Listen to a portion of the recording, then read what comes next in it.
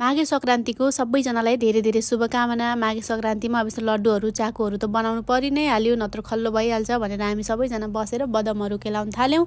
र यो चाहिँ मैले भुजाको लड्डुको लागि यो गुड पनि काटेर यसलाई पगाल्न राखिदिएँ। यतिकैमा एउटा पार्सल आएको रहेछ, सो आन्टीले अनबक्सिङ गर्दै हुनुहुन्थ्यो।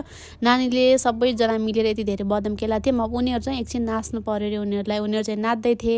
म चाहिँ अब गुड भयो होला भनेर ट्राई गर्न गएको थिएँ कि खास मैले भुजाको लड्डु यस्तो एक्लै चाहिँ कहिले पनि बनाएको थिइनँ। के गर्दा गर्दै 10 बजिसकेको थियो। पछि आन्टी आएर मोल्न लाग्दा त थाहा भयो कि यो धेरै पातलो भएछ कि गुड, अनि डल्ला नै परेन। यति ट्राई गर्दा पनि डल्ला नै नपर्ने कि हातमै चेप्टिहाल्ने भइसकेपछि यति बल्ल दुःख गरेर यति बनायौँ हामीले। अनि यो चाकु चाहिँ अलि पकाउनु पर्दो रहेछ कि थाहा भएन मैले चाहिँ अलिअलि पकाएर मात्रै छोडिदिएँ।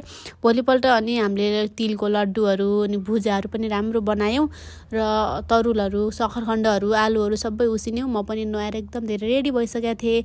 अनि सबै खानासाना पकाएँ, सबैजना बसेर हामीले खाना खायौँ। खानामा चाहिँ आज चिकन थियो, अचार थियो, अनि काउलीको तरकारी र हाम्रो राइस। आजलाई यति नै, बाई बाई, ह्याप्पी माघे।